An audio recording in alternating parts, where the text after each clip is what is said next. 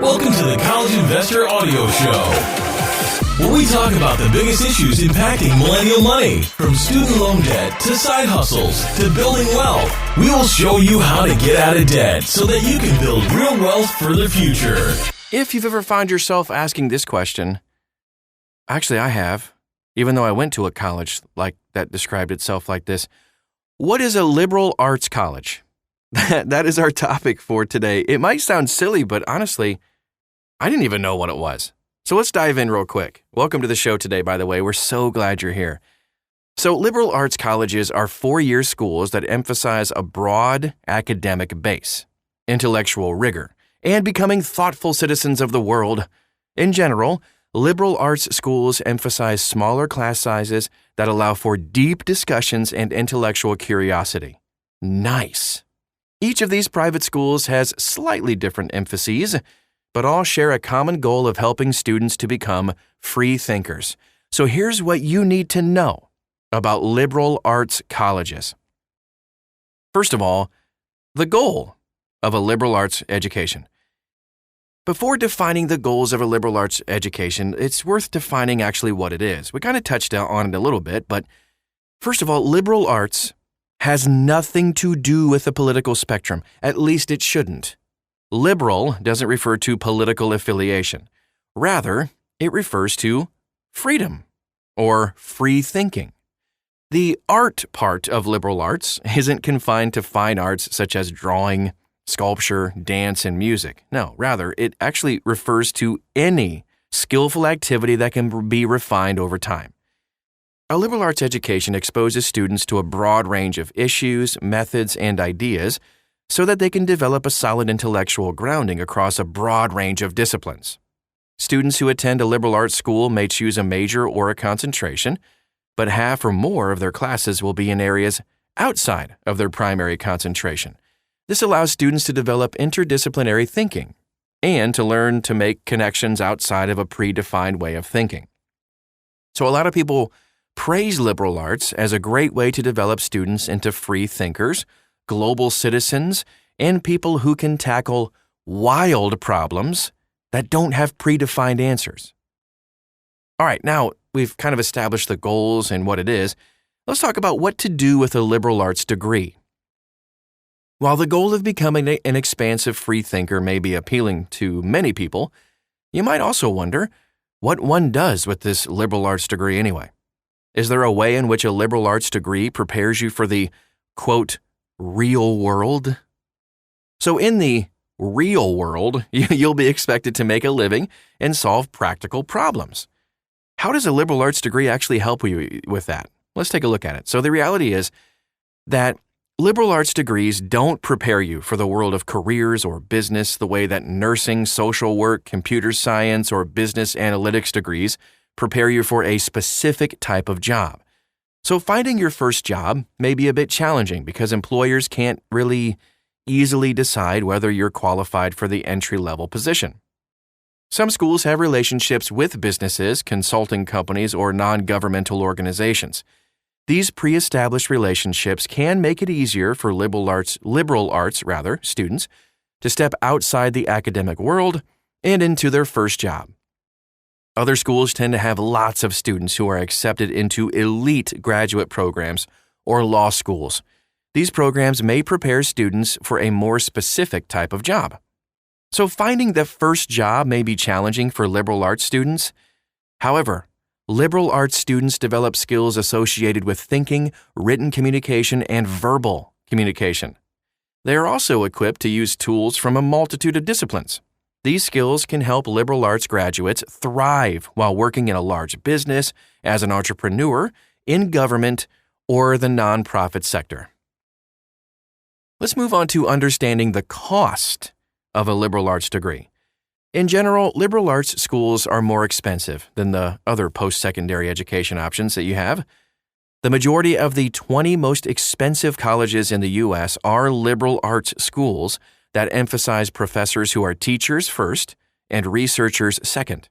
This means that funding for the school comes primarily from student tuition money and university endowments rather than research grants or public funding.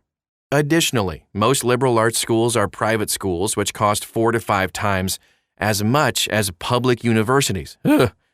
The result is that the sticker price for a liberal arts school can be astronomical. If you're hoping to attend a liberal arts college or university, but you can't stomach the amount of debt you'll take on, totally get it, consider looking for school-specific scholarships. In some cases, you might be able to moderate the cost of a liberal arts degree by completing some coursework at a community college. But this strategy only works some of the time. A lot of liberal arts schools want students to have the benefits of small class sizes and a breadth of experience during their first years on campus. You might struggle to transfer to a liberal arts school as a sophomore or junior. Look up the statistics at your target school before committing to the community college path. So the direct cost of a liberal arts degree isn't the only cost to consider either. Many graduates decide to attend graduate school for additional vocational training. If your job prospects are limited to a liberal arts degree, you may decide that pursuing an advanced degree is the right path for you. But you'll also need to consider the additional cost. Are liberal arts schools actually worth it? So given the high cost of attending, it's worth asking whether a liberal arts degree is actually worth the cost. It takes 4 years and nearly, get this, $200,000, assuming you actually pay the sticker price at a private college to get a liberal arts degree. You could get a nursing degree, social work degree, or an engineering degree from a top research university in the same amount of time for a fraction of the cost. No joke. According to research from the American Association of Colleges and Universities, important people, graduates with engineering degrees tend to out-earn all other types of graduates at graduation and throughout their working careers. Those with other STEM degrees earn the next most. Graduates with concentrations in the social sciences, humanities, and other liberal arts types fields earn similar salaries to those who get pre-professional or professional degrees, and these earnings are markedly lower than the other types of degrees. But earnings may not be the only thing to consider here.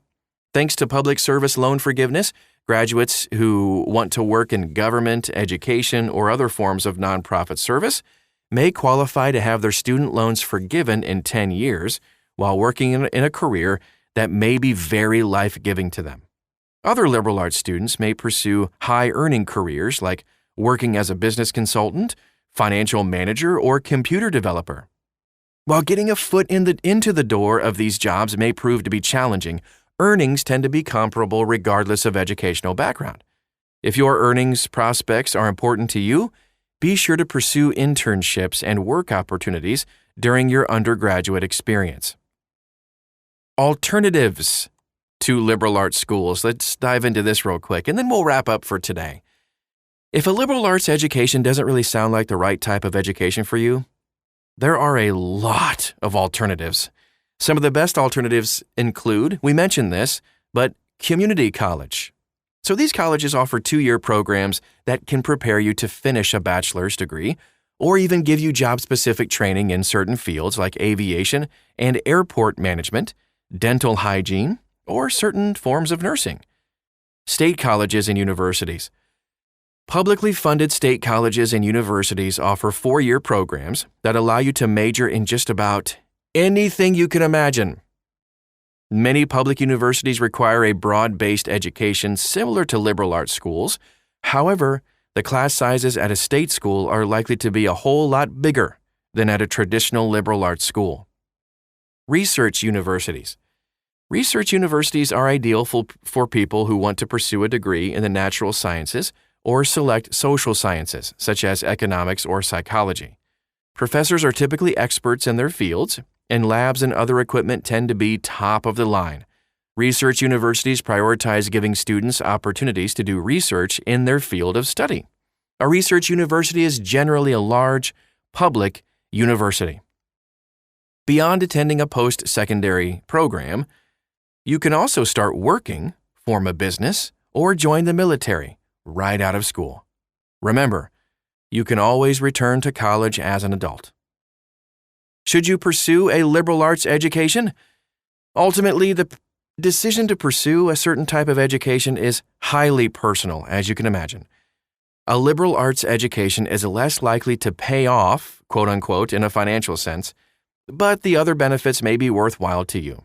If you choose to pursue this form of education, make sure you make a financial plan that accounts on how you can get rid of your student loans in a timely manner, even if you don't earn bundles of money. I didn't earn bundles of money and I paid off my student loans 2 years early. You can do it too.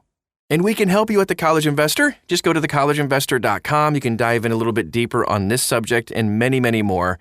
And follow us all over social media. Wherever you are is where we are too, probably. Just search for The College Investor. You'll find us. Thanks so much again for stopping by today, and we'll talk to you again real soon.